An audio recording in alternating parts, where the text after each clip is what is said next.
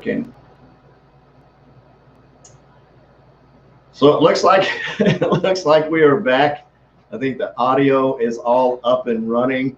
So truly appreciate everybody hanging out, going through the echoes and the loops and the loops and the loops. So technology is fun when it works, right? So what I'd like to do is just take a quick minute. One, thank Mr. Bean for jumping on. I'm going to give him a quick introduction for those of you that don't know him.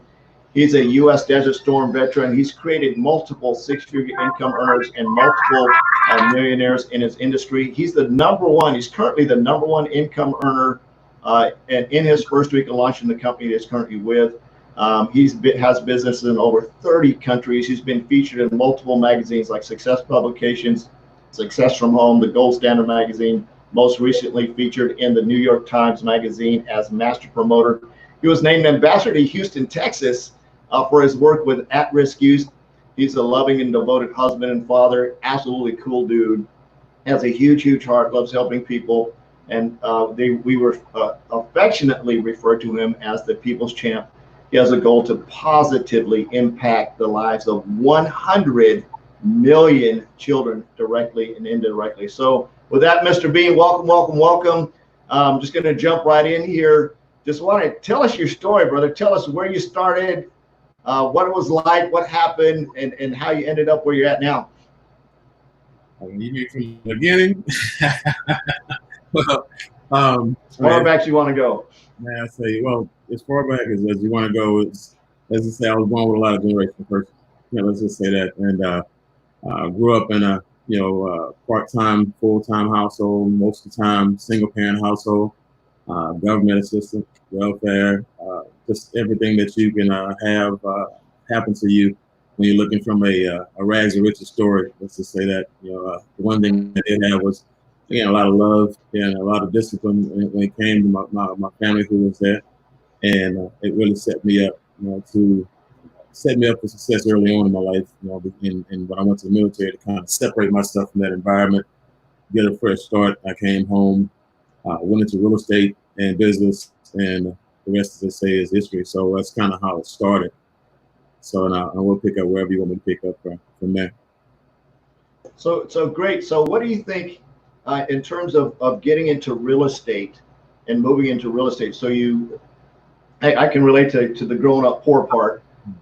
Definitely been there, done that. I know a lot of us have. And then moving into real estate, what prompted you, or what did you see in real estate that you thought was promising? What was it that got you excited about moving into the real estate industry, real estate business? Coming home from the military, I was looking for a job and I just didn't see anything. I just got out of the military, 5 years of being in a controlled environment and having minimal income. So I needed something that had a lot of income involved, and I needed something that would allow me to be my own boss and have my own freedom and make my own hours. And so that's kind of what real estate did for me in the beginning, because obviously you want to open up a company but you don't have the capital, but at least the real estate gives you the ability to make as much money as you want to and make a schedule. So that's how that started. Absolutely awesome. So I'm just going to ask you a couple of quick questions, and one is debt. What would you recommend, or what would be the first step to take for somebody that's in debt to basically get out of debt? Well, it's two answers to it. Really, because there's certain situations where people have debt to where it's insurmountable. They won't be able to get out of it, and so instead of paying back debt, and I know a lot of people are not going to like this answer, but this was given to me by a wise man when I was at my brokers. He's like, right now, every dollar that you make is going to your debt. You can't get ahead. You have no extra money. Matter of fact, at the end, by the time you pay off your bills on a monthly basis, you have no money by the middle of the month. And so he said, what I suggest you do is, take everything that you, as far as all your debt, credit cards and stuff like that you're paying, everything except for your car note and the mortgage, your essentials, and scrap it. And he said, what happens is you stop paying it, and you start taking that money and you start making investments, and you start, making investments in real estate, start making investments in, whatever company that you want to run. And while you're building that that financial, a capital investment, a bank account, what have you, you'll also be putting yourself in a situation where now you're starting to separate yourself from the debt credit-wise. And so in 2 years, at some point in time, you'll start what they use the word forgiveness. And when people start running your credit 2 years from now, they won't look at things that are 2 years or older, and they won't scrutinize it. So that helped me out a lot because I was raised from the standpoint of pay your debt, pay your bills, and you make the debt you owe it, you pay it. And so for a person who's drowning in debt, they can't get ahead and they need to get a start. I'm just telling you right now, if you're not in a state where they can sue you or foreclose on your house or on your house or something like that, start over from scratch. It's the best way to do it outside of going bankrupt. And you go bankrupt, yeah, you get rid of everything, but you also had it on your record for 7 years. Then right. Coming out of the military, so I did that in the military because I had family ruin my credit when I was in the military. So I've been down that road, foreclosure. I've been down the road where I just let everything go, and then I've had the moments where I was actually able to pay off the bills, and I had more money coming in. I could see more money coming in because I was able to control how much money I earned. So what I did was I took the bills that were the easiest to pay off, and I paid the most on them, and I paid the minimal on the others.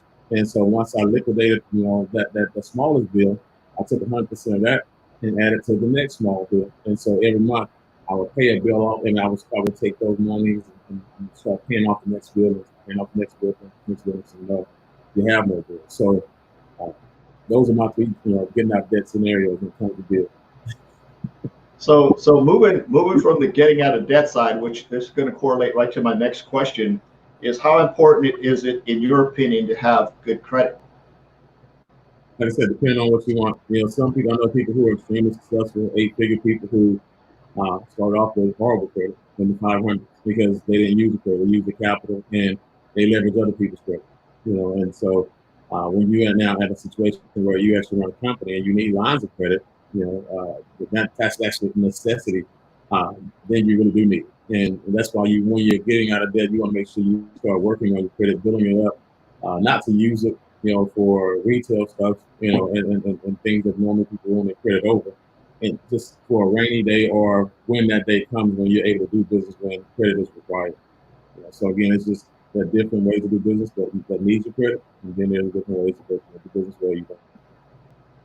One of the things that I heard in a conversation here in an interview recently was buying things above and beyond our means to make us look good, to prop us up. And I've heard people say, buying the Mercedes or buying the Jordans or buying something that's sort of outside of our means in terms of, I guess you would call it retail therapy. What do you feel in terms of short-term gratification versus sacrifice to get the results down the road? What do you? Well, when you look at, especially when you talk about African American people, we overspend on retail stuff, cosmetic stuff, material stuff because it's a self-esteem thing. It's one of those things when you are raised, that you're lesser than, not just as an individual, but as a nationality. You always want to look like you belong. You always want to feel like you're at the same level above, and again, that's the misconception that we have to look a certain way, we have to dress a certain way, we have to buy certain things to do that. So to keep up with the Smiths and the Joneses, and so, but that's not necessary. But that's a program thing, though. And when you realize that it's a program thing, it's easier to get away from it. Like I remember when I was growing up, everybody wanted to have the nice cars with the wheels and the rims and the beat and the music. And if you look at all my cars now, like the Range Rover, the nice Benz, none of that have wheels on it, none of those have beats in it. It's all custom, it's all factory rather, and it's nice, but we don't have our extra bells and whistles because it's not what we need. We bought the car because that's what we wanted, and it wasn't something we wanted to prove to anybody. We had, but I had a hoopty. As a matter of fact, in 2008, in 2008, I I let my Yukon go back in a voluntary foreclosure, in repossession rather, so I can take those monies. So we just launched a new company. Take those monies, put it into a Christian academy for my son because he'd just been born, and so that was $750 a month, which was just $25 shy of my $775 in my bill, right? So my wife had a Honda, and that she had when she grew up, and it was black. It was two-tone, black and rust, real rust, right? And so the muffler had a hole in it. You could hear it coming from around the corner. You can hear. I tell people you can hear it coming 3 years from now. So and the muffler was held up by a clothes hanger, right? And the seats looked like they were different colors. The carpet, it looked like you walked on the carpet so much that it was like you was almost to the tin beneath the carpet. It had been sitting up for a while, but the AC worked. And I drove that car for 18 months on purpose, saving money, doing my business, saving money, doing my business. And that's because at that point in time, like I said, my mentality coming home from the military, I realized that I didn't need all the material things. And what people thought about me was none of my business, And so I just needed to make sure I minded my business, which was stack my money, make wise investments, and focus on the end result of the venture that I was in at that time. And my goal, my treat to myself, I still remember it was a BMW 750 Li, and I loved it. That was my dream car at that time. And I kept that car for, I think, about 6 years until I bought my next dream car, which was a Range Rover. And so, but I'm not one of those guys who take cars and buy a lot of cars and trade a lot of cars in. I just take that car, keep that car. It's paid off. I don't pay interest on cars because I'm not, giving income to somebody else, and I can just pay it off and keep all that money myself. But that's kind of how I view it. You don't have to dress like other people. If you buy something that you like, it's because you like it. But I will make it a reward, not a lifestyle. My own personal opinion. I'm a flip-flop guy. I like flip-flops, short sandals. Now I love my watches. That's one thing I do. I love my watches. I love my flip-flops, and that's it. So those are the things. That's how I treat myself on vacation. Yep, definitely really relate to that of not caring what people think about me is really none of my business. Right. And that, I think out of everything you just said, I think that was the nugget that was, if you guys missed that, that's why I highlighted here. What people think about me is none of my business. Right. And the other half of that is people aren't thinking about you more than 2 seconds after they see you anyway. Right. Which is so funny. So and I can really relate to your story. One is I'm a watch guy. I love watches. And the other part I remember, I had this old 1993 Chevy pickup truck that I paid $600 for that I drove for like 7 years. Wow. And I made a commitment to myself that in August of 2016, I was going to get myself a brand new car. I didn't know what it was. Yeah. And as a result of that hustle and as a result of that reward and as a result of that sacrifice, I bought a brand new Mercedes Benz. Yeah. And I would see people look at me and make comments about, ooh, that must have a big payment. I said, but you don't realize the sacrifice behind it. Yeah. And so no matter what we do, we're always going to be looked at or judged or prejudged based on something that we have or don't have. So really appreciate that. Let me make a comment on that real quick. And this is the thing. When it comes to being people think about you, don't let people shame you for deserving what you deserve. Don't let people make you feel bad. Even if you buy a lot of designer clothes, cars, and stuff, it's none of their business. They're not buying it. Don't let a person make you feel bad about something, because this is the thing. This is what I recognize about human beings is when it comes to people judging you about material things. Remember, materialism or the thought of materialism only begins at the point where the other person can't afford it. That's when it becomes important to them, right? When they don't have it, they can't afford it. That's when they point it out, right? And so again, that's human nature. It's all, if it's not about them, it's wrong. So don't let a person shame you or make you feel bad for deserving what you deserve. Yeah, somebody commented, "Work big, get big," which is absolutely true. So let's see.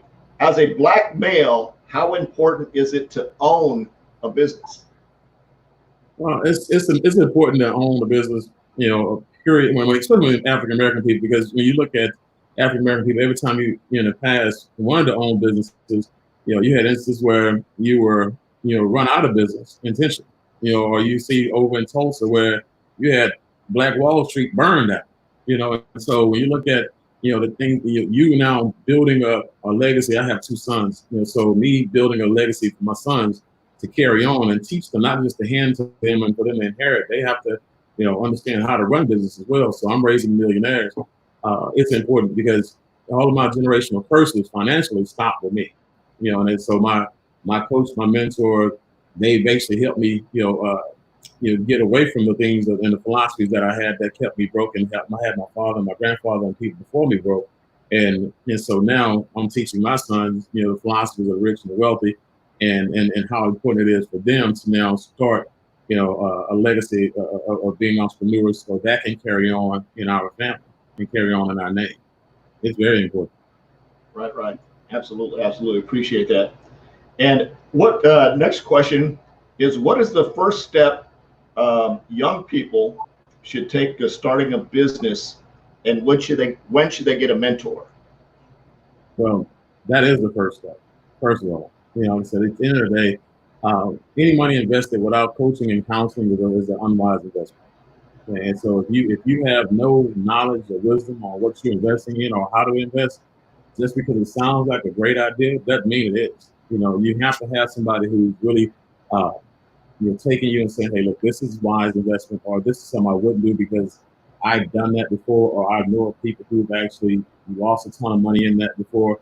As a matter of fact, to give you an example, I was about to buy a house. It was my dream house. It's probably about had 8 years, almost 9 years ago, because my second son was about to be born. And my mentor told me, said, look, just because you can afford the house, you got about $30,000, $40,000 a month coming in. Just because you can afford to buy a house, because how much you earn, don't mean you can afford to buy a house based on what you have in the bank. And and so for me, I had already put a contract in on the house, and everything I had to actually pay to get out of the contract after I got that advice. Because he was telling me, he said, you've never bought a big house before. You never bought an 8,000 square foot house before. And, with a house that size, what you want to do is you want to come up with 30% down, not 5%, 10%, like most people do. Okay. You come up with 30% down. So your notes are very, very small, small, very small. So if anything ever happens to your income and your income goes backwards, you don't have to lose the house like most people. Right? One. Two, in a house that's 8,000 square foot, that you have, and with a pool in the backyard, resort style pool in the backyard, you got to look at the, you got at least, it's going to take at least $300,000 to $400,000 to furnish the house. Plus, your utilities are going to explode. So your gas bill, water bill, electric bill, instead of them being $40, $50, $100 a month, they're going to be $200, $300, $500 a month. So there's a lot going into this investment. So I suggest, you reconsider it, think about it, and then if you feel like you still want to do it, knock yourself out. The decision is left up to you, but now you've been counseled. And so we backed out of that transaction, and I'm glad we did, because some things took a turn for the worse financially, and ended up being a great idea. So now I just bought my wife a dream house. It was last year in October, with no problem. Finances, got a deal, $100,000 of equity in already, because he told me to wait until the next recession came to buy it, and I did everything he told me to do. I did. So with mentors, you always want to take people who take advice from people who have something, one, to lose from giving you bad advice, and two, when you take advice from somebody, make sure somebody who's walked the walk, who's been down that path that you're trying to go to. That way, they're not leading a lie. They're not coaching or mentoring a lie. They're teaching you from application and not theory. Absolutely. Awesome. And one final question leading into this. One of my coaches and mentors recommended that I reach out to 5 people outside of my current industry and just ask them what book or books that they're currently reading. And I did it, and I was real surprised that a lot of them were reading similar books. A lot of them were reading books I've never heard of before, but I made a list of books and added them to them because they'd all had backgrounds that they overcame. So leading question into what book would you recommend, or what book are you reading right now that you think could be a good book for an up and coming entrepreneur to read that would direct them more to mentorship? Well, the up and coming entrepreneurs, there was a good book by Pastor Keon Henderson that just came out. I just picked it up. Matter of fact, I was just about to break it open and read it. I just got it. And the shift, there we go. We're talking about you making a move and going in a different direction, even though it may be uncomfortable. Even though it may go against the things that you have believed in and built around forever, because the world is not going to conduct itself according to your desires and your wishes. And so when you look at COVID-19, you look at all the civil unrest, you look at the recession and everything right now, it's time for a shift because the economy is shifting, right? And so if the economy is shifting and the world is shifting from a financial perspective, you got to shift. Right? If you don't change, at some point in time, you end up living off of it. That's one of my favorite things to tell people. So that's a book that I would suggest right away. The other books, again, you have, for a person who wants to understand more about money, even though Robert Kiyosaki, is in a position where I'm not following him right now, I can't take the fact away from the book that he has out there that helped me increase my financial IQ, which is basically the name of the book, How to Increase Your Financial IQ by Robert Kiyosaki. So I'm not going to let my personal opinion of him and his beliefs on the civil unrest deal get in the way of what this all is about. But that's a great book, for people who want to know more about finances. And then you have just everything on leadership when it comes to John C. Maxwell.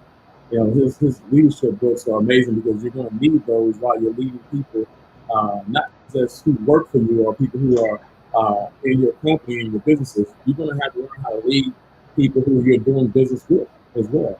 So, like he's got a book called 360-Degree Leader. 360-Degree Leader teaches you how to lead the people above you, beneath you, and on the side of you. Right? And so that's one of my favorite books because when you look at a person who's born with the stripe, with being African American, right? You got to learn how to influence people above you, how to influence your peers and people next to you, as well as the people beneath you. So those would be books that I would say start off with, right away for people who are right now looking at entrepreneurship and leadership. Absolutely awesome. And along with the Maxwell, one of my favorite books is 21 Irrefutable Laws of Leadership. Absolutely cool book. Definitely going to have to get the 360-Degree Leader. I don't own that one yet. Definitely going to get the Shift for sure. And one more by John C. Maxwell. Mr. Bugs gave me this book. My mentor gave me this book. He told me about it years ago. Everyone communicates, but few connect.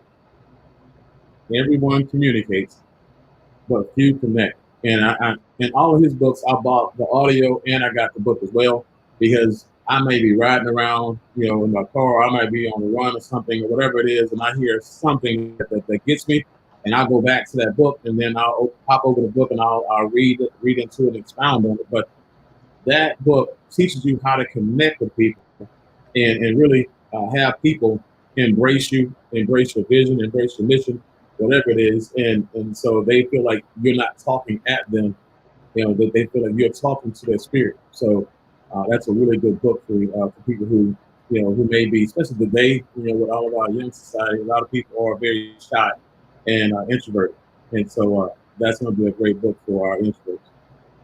Absolutely awesome. Well, I truly appreciate you taking your time to come and hang out, answer some questions. For those of you that are in the group, or for those of you that got a chance, absolutely feel free to share and tag your team members. Share somebody that might be inspired by this story and by this interview, because of course our goal is to make a huge impact and change people's lives. So, and of course, create legacies. Our whole goal should be to reach out. If we're on a mission, have a business, if we're on a mission to make an impact, sometimes it's just hearing that one little nugget that it's not about me, it's about someone else, that I'm going to make an impact, who's going to make an impact on somebody else's life, who's going to go out and change the world. So, Mr. Bean, truly appreciate your time. Thanks everybody for the technical difficulty struggles. It was fun. It's always fun. anytime you get ready to do something epic, you're gonna always be confronted by violent opposition. So that just means that what we're doing is what we're supposed to be doing.